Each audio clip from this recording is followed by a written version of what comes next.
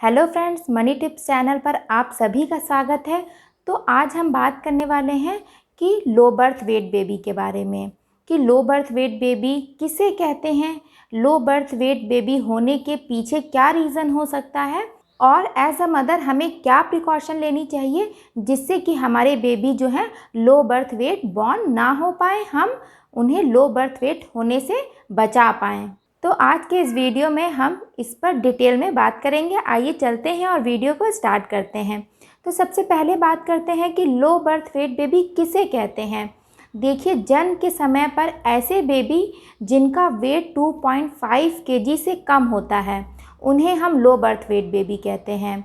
ऐसा इसलिए होता है या तो वो प्री मैच्योर बॉर्न हो जाते हैं जिसकी वजह से उनका वेट कम होता है और वो काफ़ी वीक भी होते हैं, या फिर किसी बीमारी की वजह से या कुपोषण की वजह से भी बच्चे लो बर्थ वेट बॉर्न हो जाते हैं। देखिए, ऐसा ज़रूरी नहीं है कि केवल प्री मैच्योर बच्चे ही लो बर्थ वेट बॉर्न होते हैं।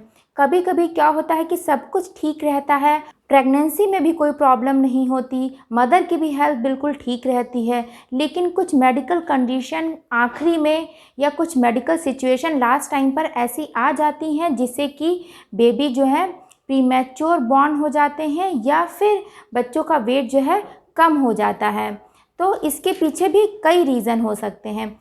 अब बात करते हैं कि लो बर्थ वेट बेबी होने के पीछे क्या रीज़न हो सकता है। तो सबसे पहला रीज़न जो मैंने आपको बताया, प्रीमैच्योर बेबी। ऐसे बेबी जो अपना साइकिल कंप्लीट नहीं कर पाते हैं, मींस जो 37 वीक से पहले बॉर्न हो जाते हैं, या तो वो 30th वीक में बॉर्न हो जाते हैं या 32 वीक में बॉर्न हो जाते हैं, या 7 मंथ कंप्लीट होने के बाद जस्ट बॉर्न हो जाते हैं। तो ऐसे बच्चों का वेट जो है काफ़ी लो रहता है, क्योंकि क्या होता है कि जो बच्चों का वेट और जो ग्रोथ होती है वो एक्चुअल में प्रेगनेंसी के लास्ट मंथ में, प्रेगनेंसी के लास्ट वीक्स में ही बढ़ती है और बच्चे जो है तेज़ी से ग्रोथ और तेज़ी से वेट गेन करते हैं।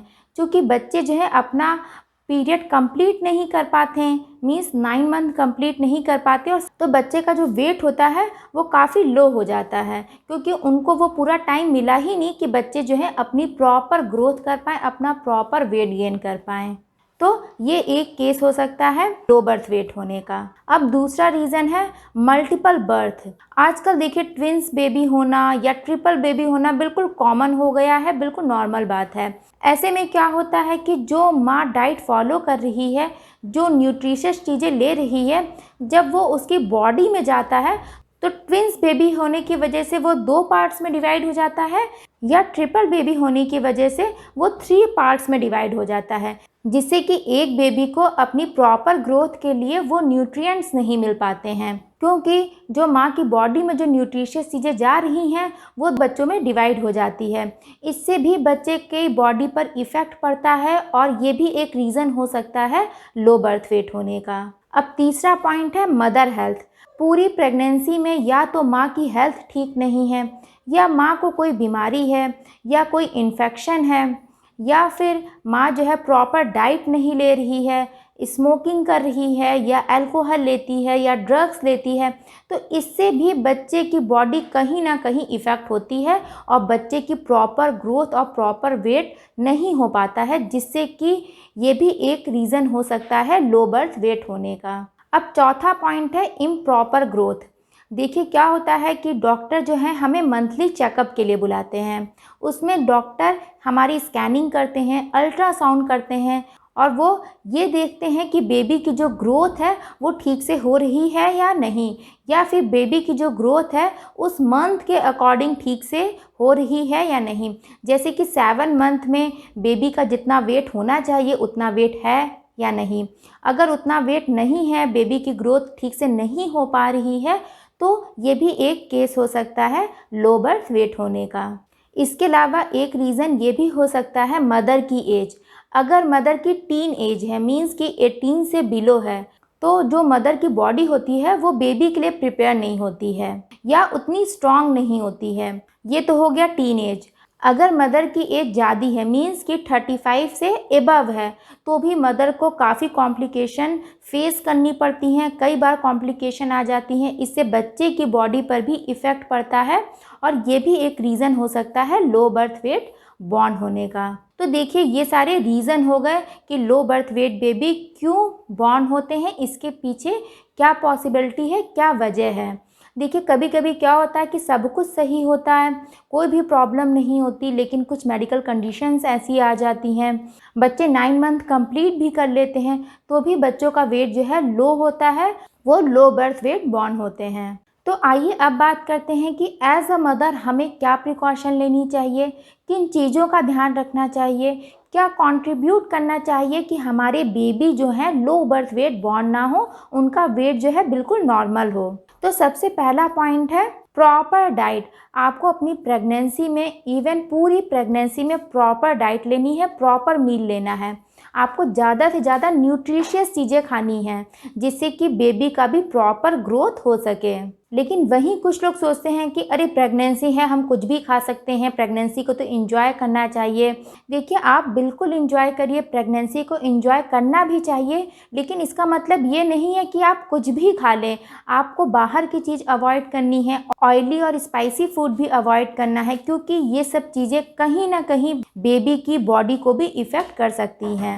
तो आप कोशिश करिए कि आप ऐसी डाइट लीजिए जिससे कि आपको ज़्यादा से ज़्यादा आयरन मिल सके, कैल्शियम मिल सके, प्रोटीन मिल सके और फॉलिक एसिड भी मिल सके, क्योंकि डॉक्टर भी हमें स्टार्टिंग में यही सारी मेडिसिन चलाते हैं, क्योंकि हम अपनी डाइट को ऐसे मैनेज नहीं कर पाते हैं कि हमें प्रॉपर आयरन, कैल्शियम और फॉलिक मिल पाए। तो डॉक्टर हमें मेडिसिन के थ्रू हमारी बॉडी में इन सब चीज़ों की कमी को दूर करते हैं।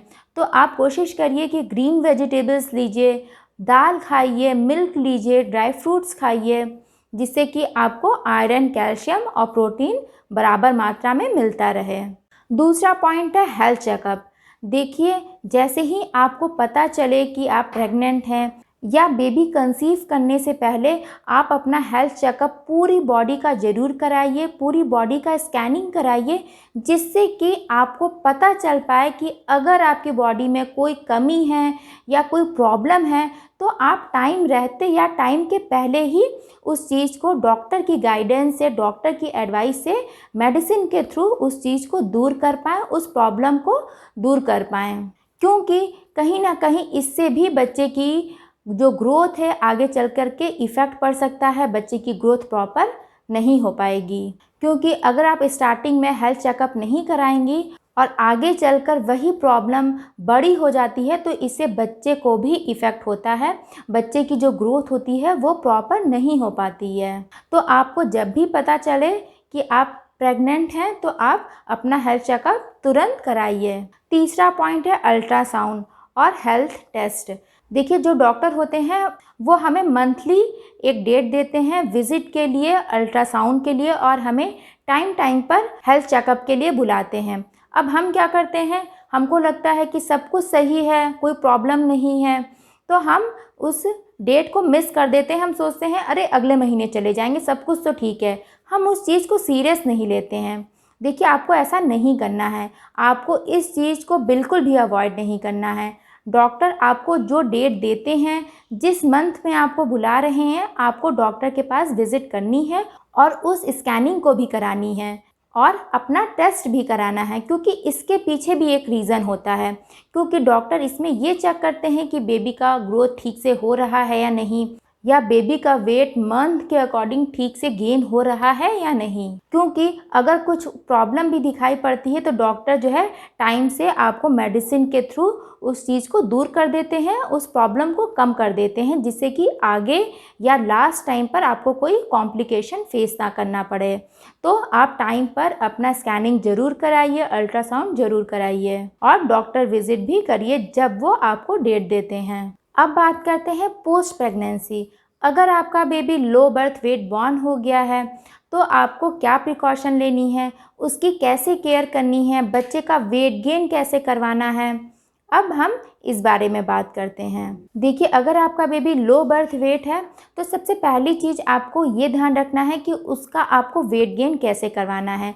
इसके लिए आपको प्रॉपर फीडिंग करानी है, प्रॉपर फीडिंग देनी है। हर 2 घंटे पे आपको बेबी को फीड कराना है। लो बर्थ वेट बेबी का वेट गेन कैसे करना है, इस पर मैं एक सेपरेट वीडियो कर चुकी हूँ, जिसका लिंक मैंने डिस्क्रिप्शन बॉक्स में दे रखा है। आप चाहें तो वहाँ जाकर के चेकआउट कर सकते हैं। अब दूसरा पॉइंट ये है कि लो बर्थ वेट बेबी को हम कैसे फीड कराएं, क्या प्रिकॉशन लें। देखिए, अगर आपका बेबी लो बर्थ वेट है तो आपको हर 2 घंटे पर दूध पिलाना है, जैसा कि मैंने आपको अभी बताया। अगर बेबी का पेट जो है मदर मिल्क से नहीं भर रहा है या मदर मिल्क कम हो रहा है तो आप फार्मूला मिल्क भी यूज़ कर सकती हैं, बच्चे को बॉटल से भी फीड करा सकती हैं। लेकिन बॉटल से दूध कैसे पिलाना है, क्या प्रिकॉशन लेनी है, इस पर भी मैं एक सेपरेट वीडियो कर चुकी हूँ, जिसका लिंक मैंने डिस्क्रिप्शन में दे रखा है। आप चाहें तो वहाँ जाकर के देख सकते हैं। अब बात करते हैं कि लो बर्थ वेट बेबी की घर पर कैसे देखभाल करनी है, कैसे हाइजीन मेंटेन करना है, कैसे बच्चे को इन्फेक्शन से दूर करना है। तो इस पर भी मैं एक सेपरेट वीडियो कर चुकी हूँ, जिसका लिंक मैंने डिस्क्रिप्शन में दे रखा है। आप चाहें तो वहाँ जाकर के चेकआउट कर सकते हैं। तो लो बर्थ वेट बेबी के ऊपर, प्री मैच्योर बेबी के ऊपर मैंने कई वीडियोस कर रखे हैं, जिसका लिंक मैंने डिस्क्रिप्शन में दे रखा है।